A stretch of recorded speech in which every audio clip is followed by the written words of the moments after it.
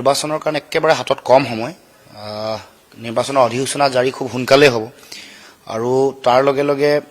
আমি আমাৰ দল হিচাপে আমাৰ ৰণকৌশল বহু দিনৰ পৰা আমি প্ৰস্তুত কৰি আছো এতিয়া এই শেষ পৰ্যায়ত আমাৰ ৰণকৌশলৰ কোনটো পৰ্যায়ত পাইছে সেইবোৰ বিশ্লেষণ আমি যিবোৰ কাম ইতিমধ্যে হাতত লৈছিলো সেইবোৰ কি ধৰণে একেবাৰে গ্ৰাউণ্ড লেভেলত তৃণমূল পৰ্যায়ত কি ধৰণে এইবোৰ কাৰ্যকৰীকৰণৰ কাৰণে ব্যৱস্থা গ্ৰহণ কৰিছে তাৰ আমি আজি খতিয়ান লৈছো আৰু পৰৱৰ্তী দিনসমূহত নিৰ্বাচনী যুঁজখনত মিত্ৰতাৰ যিটো প্ৰসংগ আপোনালোকে সকলোৱে দেখি আছে এইটো যোৱা কালিও আমি কৈছো তাৎক্ষণিকভাৱে তৎকালে এই বিষয়টো সমাধান উলিয়াব লাগে কাৰণ ভোট ট্ৰেন্সফাৰ বুলি যিটো কয় ভোট বিভিন্ন দলৰ ভোটৰ পৰিৱৰ্তন হ'ব লাগিব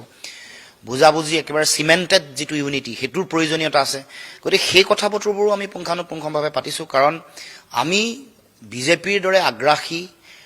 অতি ধনবন্ত এটা ৰাজনৈতিক দল আৰু দলটোৱে বিভিন্ন ধৰণে গোটেই কামবোৰ পেছাদাৰী মানসিকতাৰে কাম কৰে তেওঁলোকৰ লগত যুঁজিবৰ কাৰণে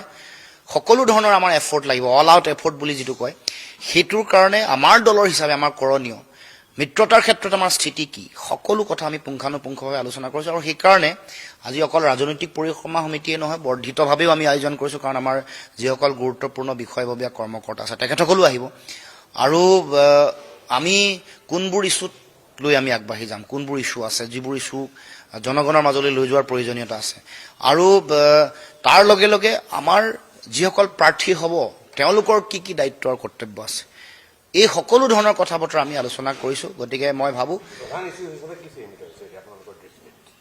নাই প্ৰধান ইস্যুটো হৈ গ'ল বিজেপিয়ে অসমক কৰি অহা বিশ্বাসঘাতকতা প্ৰতাৰণা সাম্প্ৰদায়িক ৰাজনীতি জুবিন গাৰ্গৰ ন্যায় দিব নোৱাৰা কথা বতৰা এইবোৰ হ'ল মৌলিক কথা যিবোৰ 6 নম্বৰ দফাৰ কাৰ্যকৰী কৰিম বুলি নকৰিলে ময়ো সদস্য আছিলো প্ৰতিবেদনখন যিখন বনাইছিল উচ্চ পৰ্যায়ৰ আজি সেইকাৰণে আজি এই দিনটোত এই বিশেষ দিনটোত গৃহমন্ত্ৰী আহিছে আজিৰ দিনটোতে অসমৰ মুখ্যমন্ত্ৰীয়ে যোৱা বিধানসভাত মুখ্যমন্ত্ৰীয়ে ক'লে প্ৰতিবেদন দিয়া হোৱা নাই নে বিভাগীয় মন্ত্ৰীয়ে কৰিলে অতুল বৰা ডাঙৰীয়াই ক'লে যে প্ৰতিবেদন আজিলৈকে কেন্দ্ৰীয় চৰকাৰক বা গৃহমন্ত্ৰীক দিয়া হোৱা নাই আজি আমি আমাৰ এই সভাৰ মাজত এইটো আমি আহ্বান জনাইছো যে আজি এই গৃহমন্ত্ৰীৰ হাতত প্ৰতিবেদন অৰ্পণ কৰক 6 নম্বৰ দফাৰ প্ৰতিবেদন গৃহমন্ত্ৰী অসমলৈ আহিছে গৃহমন্ত্ৰীৰ হাতত আজি অৰ্পণ কৰক বিধানসভাৰ মজিয়াত আজিলৈকে দিয়া নাই ইমান দিনে কিয় দিয়া নাই কি ৰহস্যজনক কাৰণ নে এইটো বুজাবুজি আছে গৃহমন্ত্ৰীয়ে কৈ থাকিব যে আমি প্ৰতিবেদন পোৱা নাই আৰু অসম চৰকাৰে কৈ থাকিব আমি দিয়া হোৱা নাই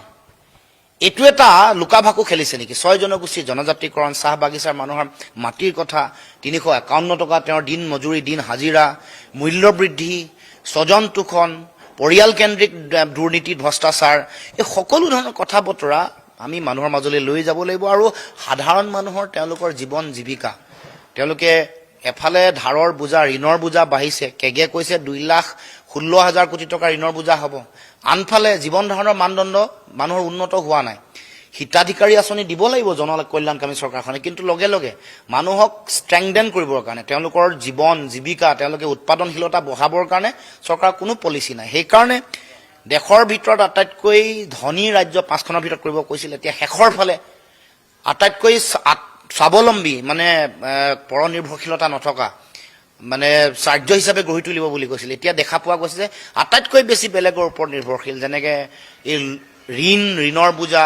সকলো ধৰণৰ অত্যাৱশ্যকীয় সামগ্ৰী বেলেগৰ ওপৰত নিৰ্ভৰ কৰিব লাগে উৎপাদনশীল ৰাজ্য কৰিব খুজিছে এটা বিষয়তো অসম সম্পূৰ্ণ আত্মনিৰ্ভৰশীল বা উৎপাদনশীল হ'ব পৰা নাই এইবোৰ বিষয় মানুহৰ মাজত লৈ যাম কাৰণ ৰাজ্যখন যদি ধনী নহয় ৰাজ্যখনৰ মানুহৰ যদি জীৱন ধাৰণৰ মানদণ্ড উন্নত নহয় তেওঁলোক যদি সচ্ছল নহয় তেতিয়াহ'লে কোনো কাৰণতে কেতিয়াও সেইখন ৰাজ্য উন্নত হ'ব নোৱাৰে বাট পথ ৰাস্তা ঘাট বিদ্যুতৰ ব্যৱস্থা এইবোৰ কৰিব লাগিব কিন্তু তাৰ লগে লগে আমি ভাবো যে আমি আমাৰ প্ৰতিটো পৰিয়ালে প্ৰতিগৰাকী নাগৰিকে যাতে তেওঁলোকে অৰ্থবান হয় তেওঁলোকৰ যাতে স্বাৱলম্বী হৈ থাকিব পাৰে তেওঁলোকৰ হাতলৈ যে ধন আহে এই কথাটো কাম কৰিব লাগিব নহ'লে অন্যথা কিছু মুষ্টিমেয় মুখ্যমন্ত্ৰীকে ধৰি কিছু মন্ত্ৰীৰ হাতত পইচা বহুত থাকিব সাধাৰণ জনগণে তেওঁলোকে পইচাৰ কাৰণে সাংঘাতিক সংঘৰ্ষ কৰিব লাগিব যথেষ্ট কষ্ট স্বীকাৰ কৰিব লাগিব